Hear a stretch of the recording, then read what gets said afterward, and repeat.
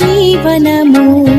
యేసు నామమే పావనము, మాకు యేసు గద నిత్య జీవనము.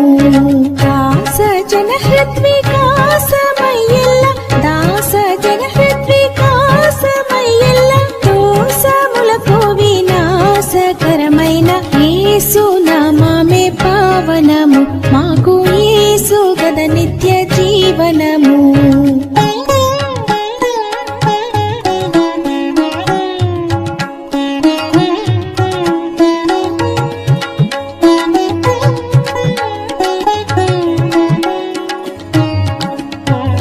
సాధు మానసోల్లాసములు, యేసునాథు గుణ చిద్విలాసములు.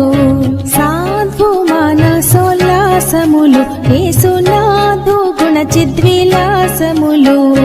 బోధ కొనువారి బాధ విడలించి, బోధ కొనువారి బాధ విడలించి, మాధుర్యమగు ముక్తి సాధనములిచ్చు యేసు నామమే పావనము, మాకు యేసు గద నిత్య జీవనము.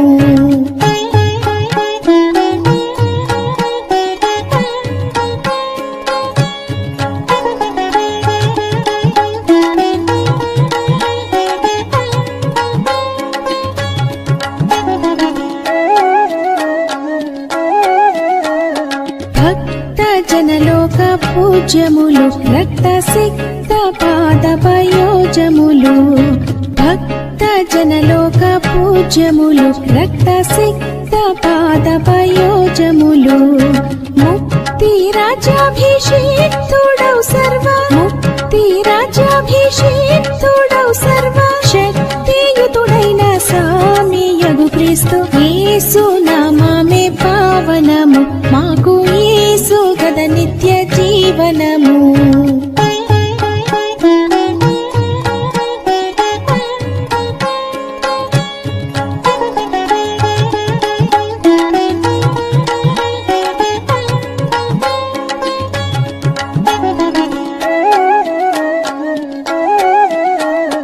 దీన జన నిత్య తోషణము, సిల్వామ్రాణి ప్రభు మృత్యు ఘోషణము. దీన జన నిత్య తోషణము, సిల్వామ్రాణి ప్రభు మృత్యు ఘోషణము. పానకము చుంటి తేనీయల స్వాదు, పానకము చుంటి తేనీయల స్వాదు, వీణులను బ్రోలు మానవులకెల్ల యేసు నామమే పావనము, మాకు యేసు గద నిత్య జీవనము. క్రీస్తునందు ప్రియమైన సహోదరి సహోదరులారా, మనందరం బైబిల్ తెలిసినట్లయితే ప్రకటన గ్రంథం 6వ అధ్యాయం మనం 12 నుంచి చివరి వరకు చదువుకుందాం. 17 వచనాల వరకు చదువుకుందాం. అందరూ చూడాలి బైబిల్. ఆయన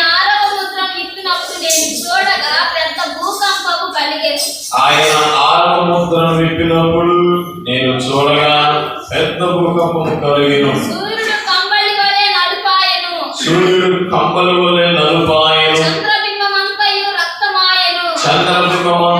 రక్తవర్ణమాయెను. పెద్ద గాలి చేత ఊగులాడు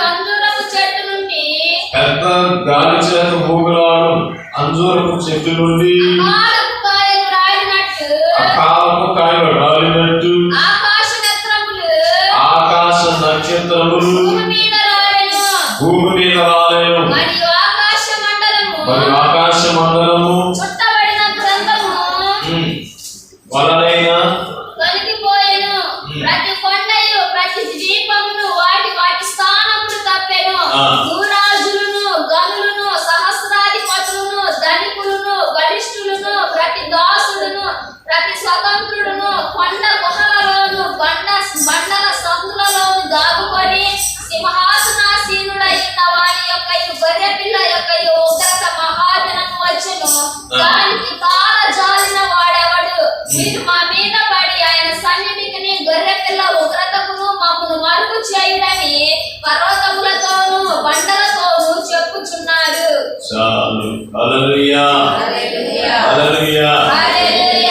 క్రీస్తునందు ప్రియమైన సహోదరి సహోదరులారా, ఇక్కడ కానీ చూసినట్లయితే ప్రభువు అతి సమీపంగా రాబోతున్నాడు. మనం గతించిన 2 మాసాల నుంచి ఈ యొక్క 7 ముద్దల నిబంధనను మనం తెలుసుకుంటున్నాం. అయితే గతించిన వారంలో 5వ ముద్ర విప్పినప్పుడు ఏం చెప్పుకున్నాం? క్రైస్తవ హతసాక్షుల గురించి మనం చెప్పుకుని ఉన్నాం.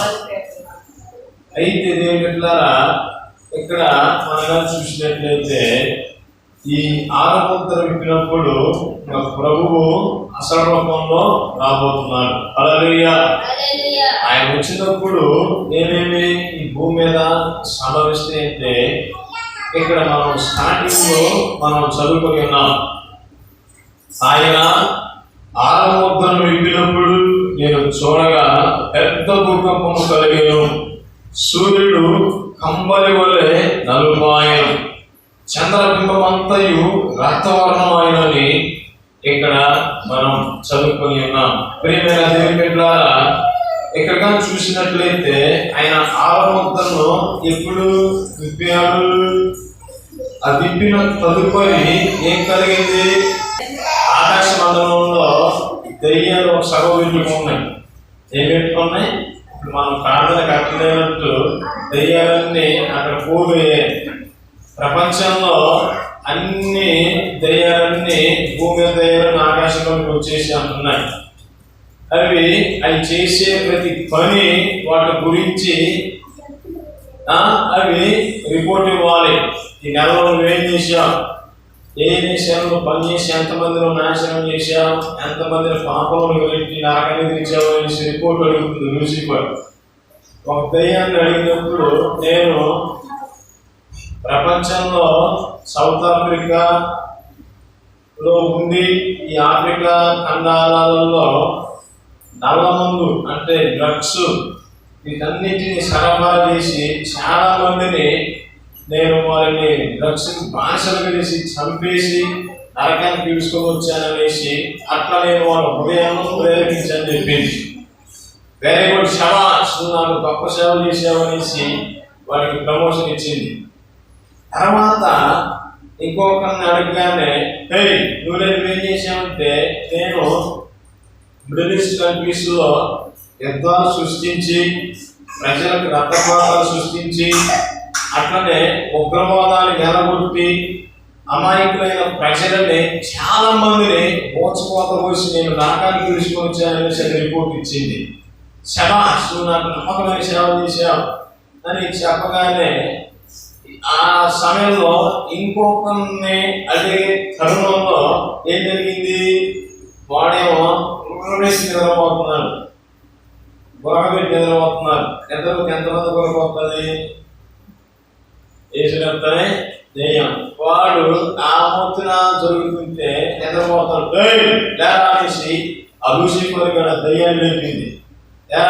ఇక్కడ ఇంత సభ జరుగుతుంటే నువ్వు నిద్రపోతున్నావు, నువ్వు వేసిన పైన ఎక్కడ పని చేస్తూ ఉంటే ఏం లేదు గురువా, నేను భూమి మీద క్రైస్తవ సంఘాల మీద పడతాను, క్రైస్తవ సంఘాల మీద పడతా ఊరికే ఇంకా ఏం చేస్తారంటే వాళ్ళు పాటలు పాడతారు, నేనేమన్నాను, వాళ్ళు ఆరాధన చేస్తారు, ఏమన్నాను, వాళ్ళు సాక్ష్యాలు చెప్తారు, బాగా వింటాను ఆ ఊరికే. తర్వాత ఏం చేస్తానంటే దైవసేవకుడు ఎప్పుడైతే నిలబడి వాక్యం చెప్తాడో ఆ సమయంలో ఆ వాక్యం వినకుండా నేను ప్రజలకి నిద్రకాలం చేస్తానన్నాను. అర్థమైందా? ప్రజలకి భాష చెప్పి వాక్యం వినకుండా డైవర్ట్ చేస్తారనేసి చిన్నపిల్లలు మీకు వచ్చేసి పెద్దలు మీకు వచ్చేసి ఆ సమయంలోనే వాక్యం వినకుండా చేస్తానండి. శభాషగా వీళ్ళందరికీ గొప్ప పని చేసామనేసి వాటికి హై ప్రమోషన్ ఇచ్చేసింది.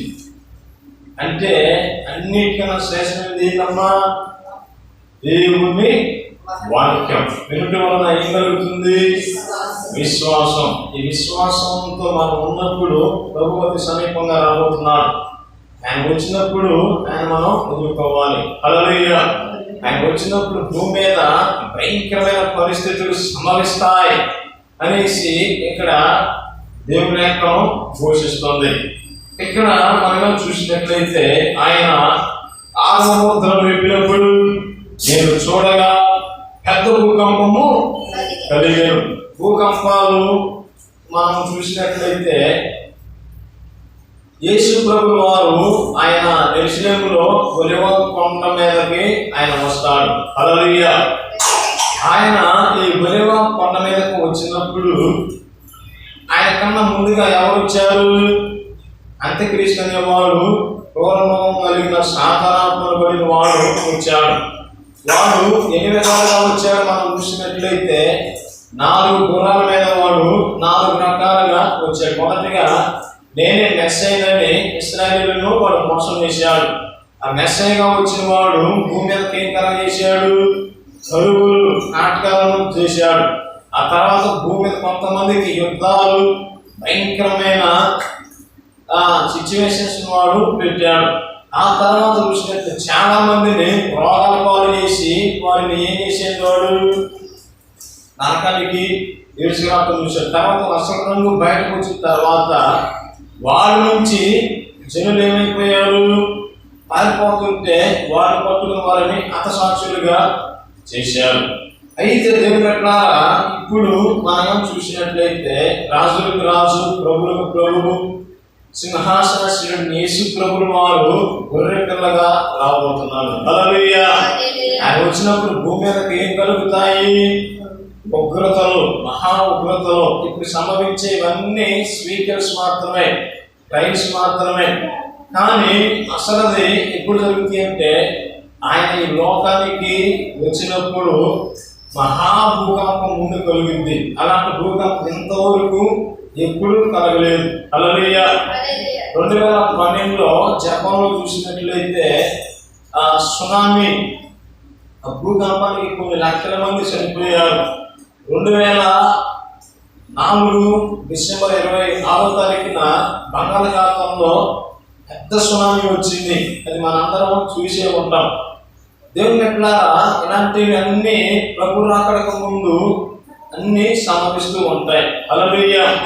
యేసు ప్రభువుల కోసం పరిశుద్ధులైన వారు అందరూ కనిపెట్టుకొని చూస్తారు. అయితే ఆ కనిపెట్టుకుని చూసిన వారు ఏమవుతారు? ఆయన రాకడలో ఎత్తబడతారు. ఎత్తబడి గడిచిపెట్టబడిన వారు కూడా కొంతమంది నామకార్థ క్రైస్తవులు భూమి మీద ఉంటారు.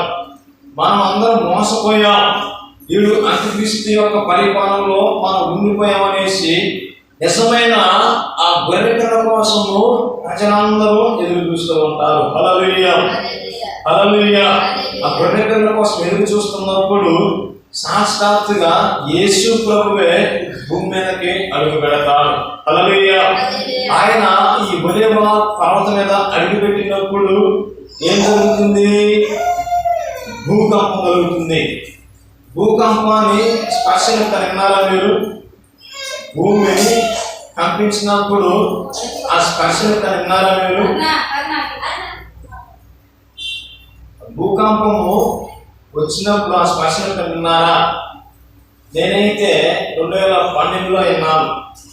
2012లో జంపని మోటార్స్ మహేంద్ర షోరూంలో మెకానిక్గా చేస్తున్నప్పుడు రూమ్లోకి వెళ్ళి కొన్ని ఫైల్స్ని మేడం గారికి ఎక్కి అందించాలి.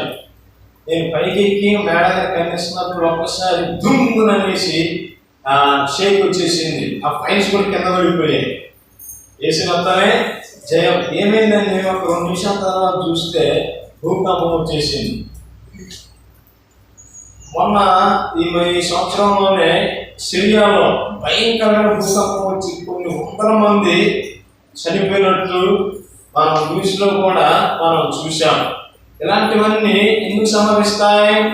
ప్రభు రాకడకు ముందు సంభవిస్తాయి. ఇవన్నీ చిన్న చిన్నవే, కానీ ఆయన వచ్చినప్పుడు పెద్ద భూకంపాలు కలుగుతాయి. హల్లెలూయా. ఆయన వచ్చినప్పుడు ఏం జరుగుతుందంటే సూర్యుడు కంబల వల్లే నలుపాయం. ఇప్పుడు మనం చూస్తున్న ఈ సూర్యుడు ఉంది కదా, ఈ సూర్యుడు ఎలా అయిపోద్ది? నల్లగా అయిపోద్ది. కానీ దీనిని లోతైన వివరణలో మనం చూసినట్లయితే ప్రస్తుతానికి సూర్య భగవానుడిగా ఈ లోకంలో అంత్యక్రీస్తు అనేవాడు ఏమవుతాడు? దేవుడిగా కొలబడతాడు. హల్లెలూయా. వాడు దేవుడిగా ఉండి నేనే వెలుగు అనేసి వాడు అబద్ధం చెప్తాడు. యేసయ్య వచ్చినప్పుడు ఈ సూర్యుడు అనబడిన దేవుడు, సూర్యుడు బయట మనం బయటికి పైన చూసేది కాదు. ఇక్కడ ఈ వాక్యాలు అనేవి ఎలా ఉన్నాయంటే పోల్చి రాశారు భక్తులు. ఎట్లా రాశారు? పోల్చి రాశారు. ఈ ప్రకటన గ్రంథం బైబిల్ తర్జుమా చేసింది ఎవరో తెలుసా?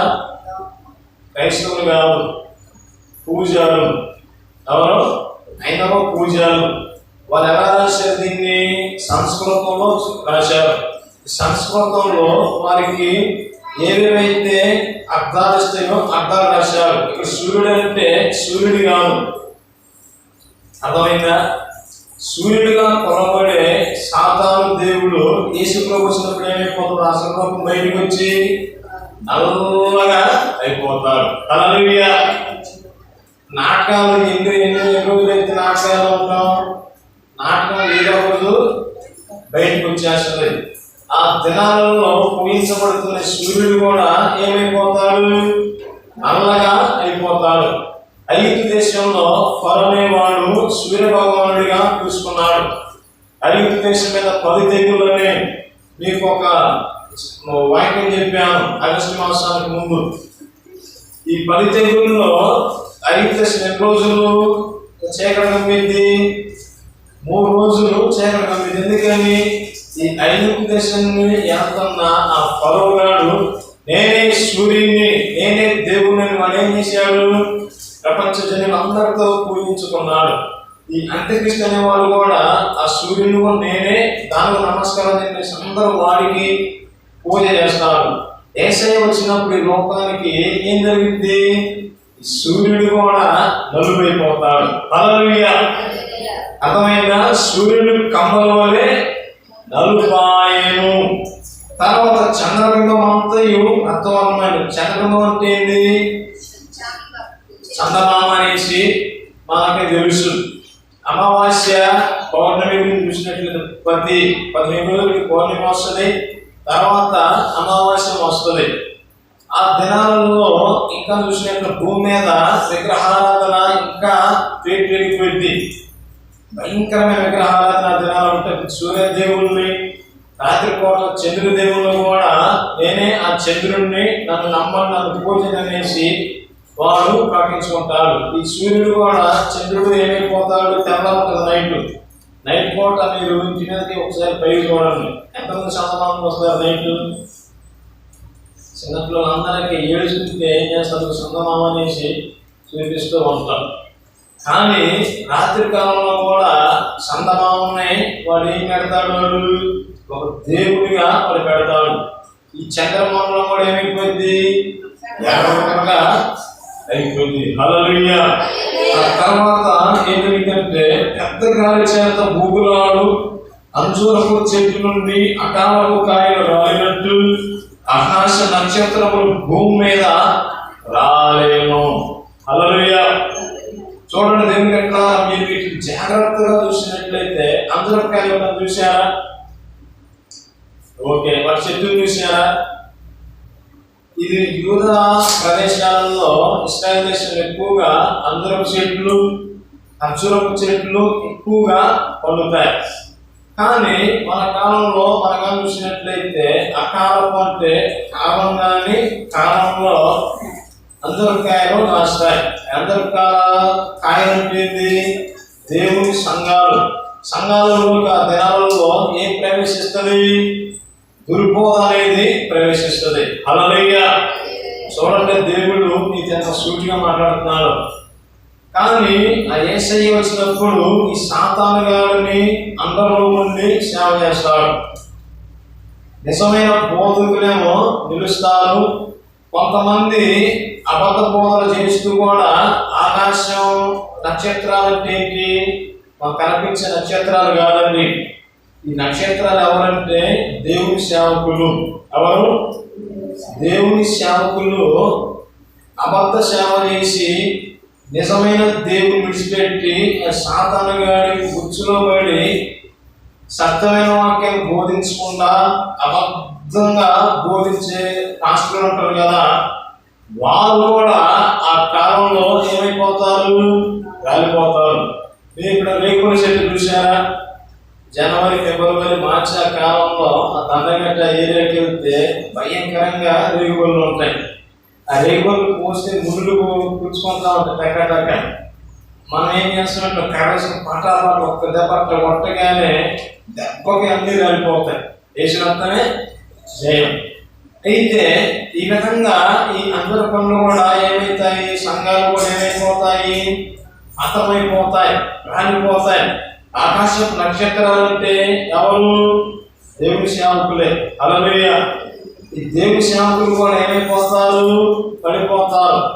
అంటే సత్యం నిలవకుండా, దేవునికి దగ్గర అవ్వకుండా వాళ్ళు ఏమవుతారు? పడిపోతారు, ఆపంలో పడిపోతారు, ధనానికి ధనాశకి లోనైపోతారు.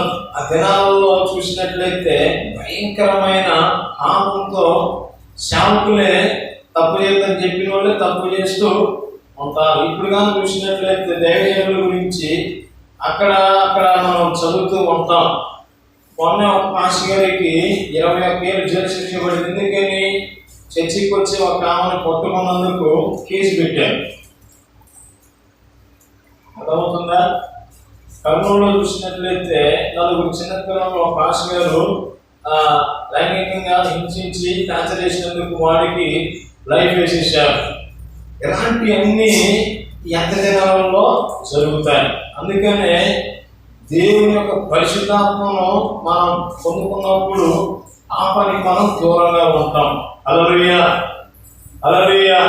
ఇలాంటివి ఇప్పుడే కాదండి, భవిష్యత్తులో కూడా ముందు ఇంకా జరుగుతూనే ఉంటాయి. కానీ ఎంత దేనికి సాదృశ్యం? ఎన్ని? దేవుని రాకడకు సాదృశ్యం.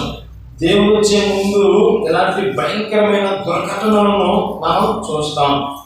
ఇక్కడ మనం చూసినట్లయితే పెద్ద గాలి చేత భూగులను అందరూ చెట్టు అకాలకాలు రాలినట్టు ఆకాశ నక్షత్రములు భూమి మీద రావు.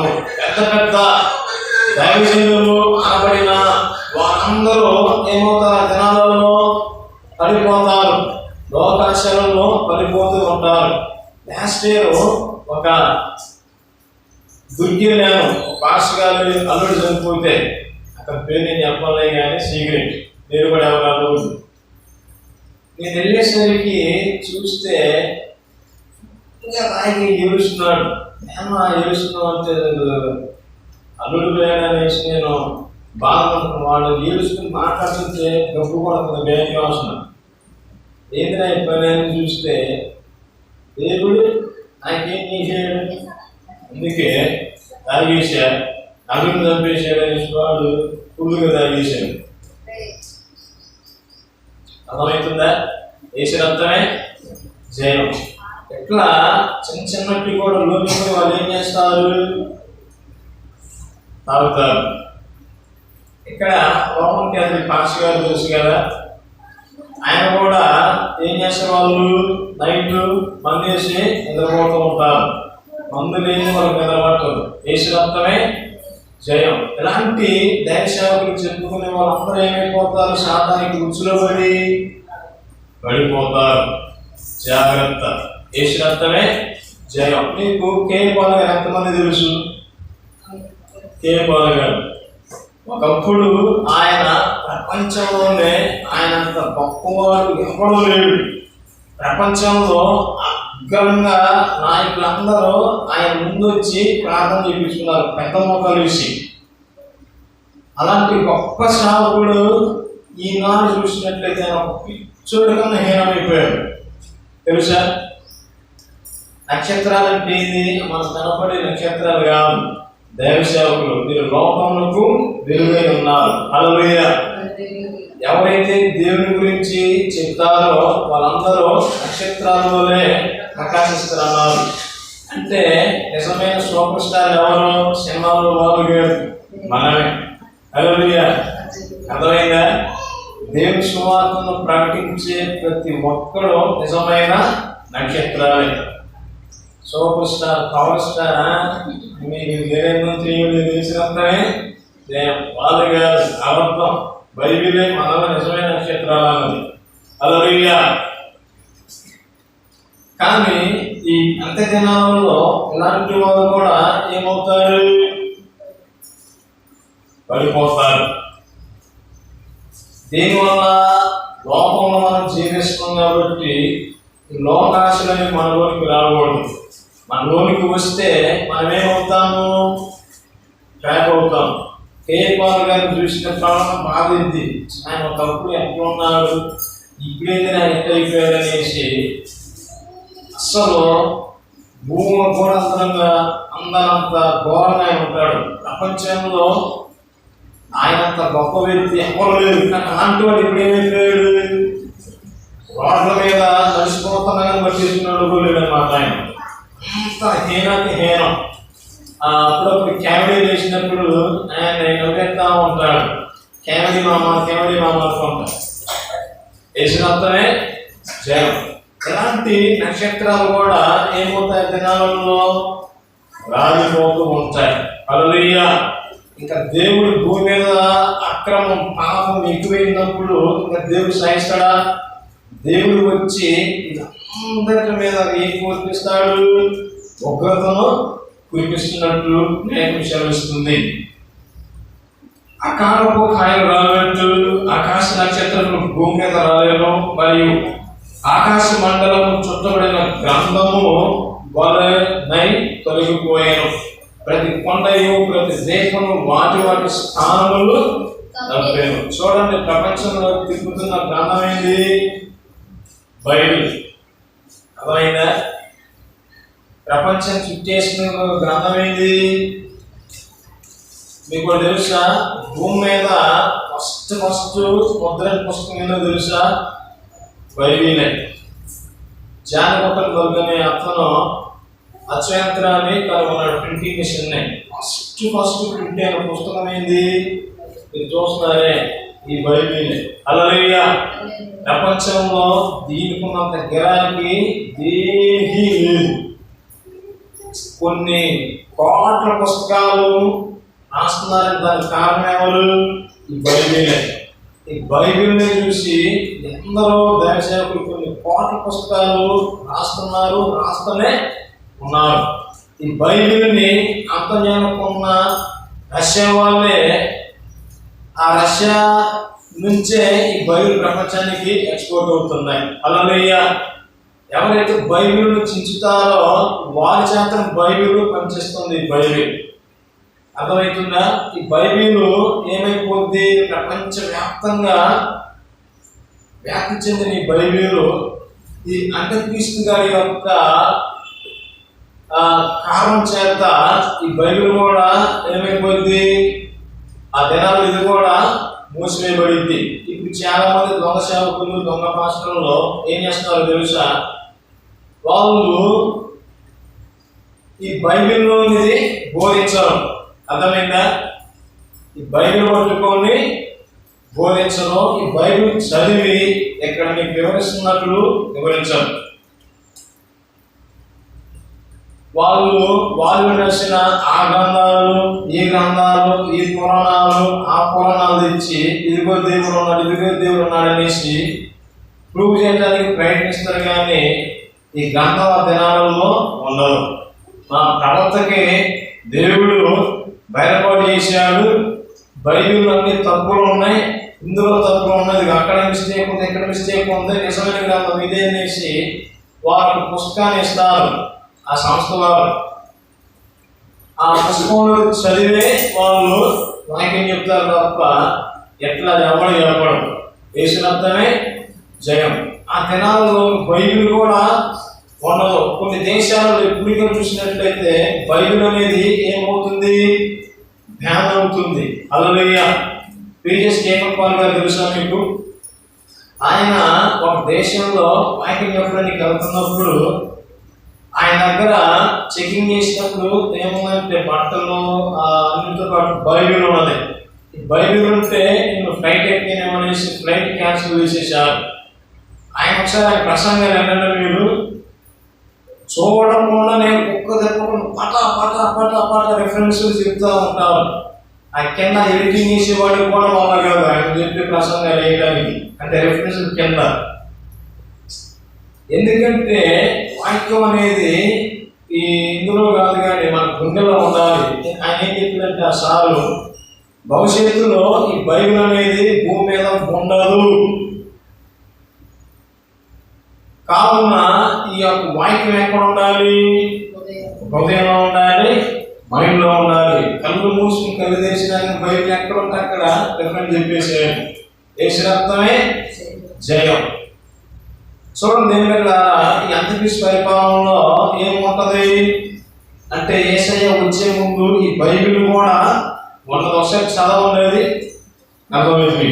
14వ వచనం, మరియు ఆకాశ మండలము చుట్టబడిన గంధము వలనై తొలగిపోయేను, ప్రతి కొండయు ప్రతి ద్వీపమును వాటి వాటి స్థానములు తప్పేను. చూడండి ఏమిట్లారా, ప్రపంచంలో భూకంపం వస్తే ఇల్లులు కూలిపోతాయి, భవనాలు కూలిపోతాయి, సునామీలు వస్తాయి, కానీ కదలది ఏంటి?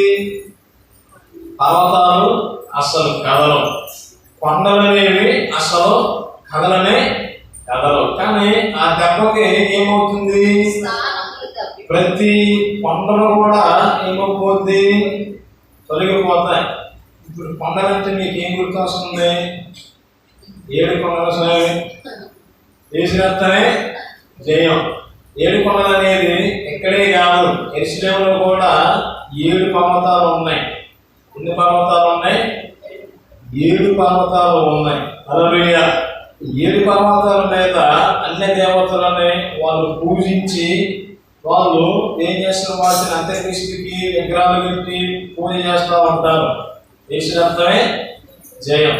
7 కొండల సమయం ఎక్కడ ఏమైనా కాదండి, యెరూషలేములోనే 7 పర్వతాలు ఉంటాయి. 7 పర్వతాల మీద ఒక పర్వతం ఒక గుడి కట్టి ఈ క్రీస్తు విరోధికి ఏం చేస్తారు? అందరూ ప్రజలందరూ వాడి సూర్యదేవుడు వాడి చంద్రదేవుడు వేసి వాడికి పూజలు చేస్తూ ఉంటారు. హల్లెలూయా. అయితే ఈ కొండలు కూడా ఏమైపోతాయి? కదిలిపోతాయి, పునరుత్సాహం కూలిపోతాయి. దేశరత్నమే జయం. ఇప్పుడు కానీ మనం చూసినట్లయితే మొన్న ట్రంప్ గారు ఉన్నారు, గెలిచాడా? ట్రంప్ గెలవాలే ఇస్రాయల్ ప్రధాని బెంజమిన్ నెతన్యాహు గారు ట్రంప్ గెలవటానికి వెళ్ళారు. మాకు మందిరాన్ని ఈ ముస్లింలు ఏం చేశారు? ఆక్యుపై చేసుకున్నారు. ఈ ముస్లింస్ ని చెరగొట్టి ఉగ్రవాదాన్ని సర్వనాశనం చేసి ఈ యెరూషలేము దేవాలయం మీద వాళ్ళు ఏం కట్టారు? ఇప్పుడు మసీదు ఉంది. ఏముంది? మసీదు. ఈ ఒకప్పుడు ఈ ప్రదేశంలో దేవుని యొక్క యాజకత్వం జరిగేది. ఇప్పుడు ఆ యాజకత్వం ఏమైపోయింది? ఆగిపోయింది. ఎప్పుడైతే వారు ఈ దేవాలయాన్ని కడతారో అప్పుడు ఎవరు చెప్పండి? చెప్తారా? ఫస్ట్ ఎవడు వస్తాడంటే అంత్యక్రీస్తు అనేవాడు వస్తాడు. గుర్తు పెట్టుకోండి, ఫస్ట్ అంత్యక్రీస్తు వస్తాడు. మొన్న చూసినట్లయితే 2 వారాల క్రితం ప్రపంచంలో అగ్రనాయకులు అందరూ ఈ ఏడుపుల గోడ దగ్గరకు వచ్చి అందరూ ఏం చేశారు? ప్రార్థన చేసి వెళ్ళిపోయారు. ఎందుకని? ఈ మసీదు అనే దానిని కూలగొడితే ప్రపంచం అంతా యుద్ధాలు అవుతాయి. ఈ మసీదుని కూలగొట్టకుండా ఆర్కిటెక్ట్ తీసి పక్కన పెడితే ఈ ఉన్న ప్రదేశం మీద దేవాలయం కట్టవచ్చు. హల్లెలూయా. దేవాలయం కట్టి మా బలు అర్పించుకోవాలన్నది ఇశ్రాయేలు యొక్క కోరిక. అయితే ఈ పర్వతాల మీద ఏం జరుగుతాయి? ఈ భయంకరమైన విగ్రహాలు అది కూడా ఏమైపోతాయి? కదిలిపోతూ ఉంటాయి. ప్రతి కొండలు ప్రతి ద్వీపములు వాటి స్థానములు తప్పిపోతాయనేసి ఉన్నది. ఆయన వచ్చినప్పుడు ఏమి జరుగుతాయి? కొండలు కూడా ఏమవుతాయి? మైనము వలె కరిగిపోతాయి. నమ్ములు గంధంలో మనం చూసినట్టు ఉగ్రత దినమందు భూమి మీద ఉంటాయి. హెచ్కల్ గంధ 32:7-8 నుంచి చూసినట్లయితే సూర్య చంద్ర మండలాలకి దేవుడు ఏం చేస్తున్నాడు? తీర్పును తీరుస్తానని చెప్పాడు. సూర్యమండలం చంద్రమండలం అంటే ఎవరు? వాళ్ళొక్క దెయ్యాలు. యేసు రక్తమే జయం. దయ్యాలు అందరిని భయపెడతాయి, టార్చర్ చేస్తాయి, కానీ ఆ దయ్యాలని కూడా బంధించేవాడు ఎవడు? ప్రభువైన యేసుక్రీస్తు. హల్లెలూయా. ఆ దినాలలో ఈ దొంగ బోధకులు అందరూ ఏమైపోతారంటే గసగస గసగస ఉనికిపోతూ పారిపోతూ ఉంటారు. చదవండి కిందకి. భూరాజులను గనులను సహస్రాధిపతులను ధనికులను బలిష్ఠులను దాసులను కొండ గుహలలోను బండల సందులలోను దాగుకొని సింహాసనాసీనుడైన వాని యొక్కయు గొర్రెపిల్ల యొక్కయు ఉగ్రత మహాదినము వచ్చెను. దానికి కాలజారిన వాడెవడు? మీరు మా మీద పడి ఆయన సన్నిధికి గొర్రెపిల్ల ఉగ్రతకును మమ్మను మరుగు చేయుడని పర్వతములతోను బండలతోను చెప్పుచున్నారు. చూడండి దినాలలో భూమి మీద ప్రపంచ అగ్రనాయకులు అయితేమి, దేశ నివసిస్తున్న ధనవంతులు అందరూ ఆ ఉగ్రతకి ఏమైపోతారు? వణికిపోతారు. ఎక్కడ చూసినా సరే ప్రమాదం. వాళ్ళు చూడండి, అప్పటికి వాళ్ళు పోయేసిన ఆశ్రయ దుర్గాలు చేసుకున్న బండల దయ్యాలు ఉన్నాయి కదా, వాడి సాధన కూడా దాక్కుంటారు. కానీ ఆయన ఎక్కడ దాక్కున్నా బయటికి రాని వారిని ఏం చేస్తాడు? శిక్షిస్తాడు. గుర్తుపెట్టుకోండి, పాము అప్పుడప్పుడు మన చెక్కకుండా బొక్కలు పోతే ఏం చేస్తుంది? దానికి ఒక గుడ్డ కలిసో లేదా పేపర్ కలిసో బొక్కలు పెట్టినప్పుడు పొగ వస్తుంది. పొగ దాన్ని గమ్ముకుంటే బయటకు వచ్చారు. బయటికి రాగానే కర్ర తీసుకుని పాట దాన్ని చంపేస్తాం. యేసు రక్తమే జయం. అట్టనే పగల సాటున మంగళ సాటున ఈ దుర్మార్గులు ఉన్నవాడి వాళ్ళందరూ ఎక్కడ దాచుకుంటారు? బండలంటే ఏంది? ఈ దుర్గాలే. యేసు రక్తమే జయం. మీరు తర్వాత ఇదే ప్రసంగం మీరు ఎక్కడికి నేను వెళ్ళండి, ఎవరు చెప్పరు. చెవిగలవాడు ఆత్మ చెప్పుచున్న మాటలను వినుడుగా కలిసి ఉన్నది. చూడండి జరిపినారా, ఏ ప్రసంగాలు మళ్ళీ వినాలంటే మన యూట్యూబ్ ఛానల్ కూడా ఉంటాయి. చాలా మంది మాకు ఫోన్ చేసి భలే అనేసి రెస్పాండ్ అవుతున్నారు. అందుని బట్టి దేవునికి స్తోత్రం చేస్తున్నాను. హల్లెలూయా. మొన్న ఛత్తీస్గఢ్ వెళ్ళినప్పుడు అసలు వాళ్ళు ఎంత సంగతి నాకు తెలియదు. మీరు యూట్యూబ్లో చెప్తారు కదా, మీ భాష గారిని మీ ప్రసంగం ఎంత భలే ఉంటాయి అనేసి వాళ్ళు అంటున్నారు. అయితే ఏది అయినా సరే మహిమంతా దేవునికే. హల్లెలూయా. ఆ దెబ్బకి ఏమవుతారు? గొర్రెపిల్ల ఉగ్రతకు మమ్మల్ని మరుగు చేయడని పర్వతములతో బండలతో చెబుతున్నారు. అప్పుడు దాకా ఈ దుర్మార్గులు ధనవంతులందరూ ఈ ఆశీర్వాదాలుగా ఈ దేవి దేవతలను పూజిస్తున్నారు. ఆయన గొర్రెపిల్ల ఎట్లా ఉంటుందండి? మౌనంగా ఉంటుంది. కానీ గొర్రెపిల్ల అప్పుడు ఏమైపోతుంది? సింహం అనే తెగబడటం ప్రారంభించింది. యేసు రక్తమే జయం. ఆ ఉగ్రత వచ్చినప్పుడు అందరికీ ఏం పడుతుంది? మీకు అర్థమైపోతుంది. యేసు రక్తమే జయం. దేవుని పెట్టారా, ఆ గొర్రెపిల్లకు ఉగ్రత మమ్మల్ని ఏం చేయడండి? మరుగు చేయండి, మేము తక్కువమవుతామని వేసి అప్పటికి నిజమైన దేవుని విడిచిపెట్టి ఈ అబద్ధ దేవతను పూజించడం ప్రారంభమవుతుంది. దేవుని పెట్టారా, ఇంకా భవిష్యత్తులో ఏమేమి జరగబోతుందో ఈ ఆరంభం చెప్పినప్పుడు మనం నెక్స్ట్ వీక్లో మనం ఇంకా వివరంగా మనం ధ్యానం చేసుకుంటున్నాం. కావున ఏ ఒక్కరూ మిస్ అవ్వకుండా ప్రతి ఆదివారం మీరు రండి. ఇంకా మీ ఎన్న పక్కన వాళ్ళను కూడా మీరు తీసుకుని వచ్చినట్లయితే ఎలాంటి ఎన్నప్పుడు మనకేం కలుగుతుంది? దేవుని మీద విశ్వాసం కలుగుతుంది. ఒకవేళ ప్రభువు ఇప్పుడే వచ్చాడనుకో, మనందరం పరిశుద్ధులమై ఉంటే తక్షణమే మనం ఆయనతో కొనుక్కోబడతాం. హల్లెలూయా. ఆయనతో కొనుక్కోబడినప్పుడు ఈ భూమి మీద ఎలాంటి భయంకరమైన ఉగ్రతలు కానీ, ఇబ్బందులు కానీ, కరువులు కానీ, అనారోగ్యం ఇలాంటి ఏం చూడడం, హాయిగా సంతోషంగా ఆయనతో మనం జీవిస్తాం. ఆయన చెప్పాడు, ఏం చెప్పాడు? ఇదిగో నేను త్వరగా వస్తున్నాను. వీటిని చదువువాళ్ళు వినువాళ్ళు అందరూ ఏమవుతారు? వాళ్ళు ధన్యులు. హల్లెలూయా. ఇది ఈరోజు దేవుడు మీతో మాట్లాడిన ఈ మాటలన్నీ మీ హృదయంలో దేవుడు సిద్ధింపజేసి ఫలించును గాక. ఆమేన్, ఆమేన్, హల్లెలూయా. నెక్స్ట్ వీక్ లో 7వ అధ్యాయంలో ఇంకా అద్భుతమైన మాటలు ఉన్నాయి. 4 దిక్కుల్లో 4 దూతలు ఉన్నారు. దూతలు ఏమిటనేసి మనం నెక్స్ట్ వీక్ లో మనం ధ్యానం చేసుకున్నాం. 6వ ముద్ర ఇంకా అయిపోలేదు, కొనసాగింపు ఉన్నది. కావున ఈ వాక్యాన్ని దేవుడు మీ ఇంట్లో దీవించి ఆశీర్వదించును గాక. ఆమేన్.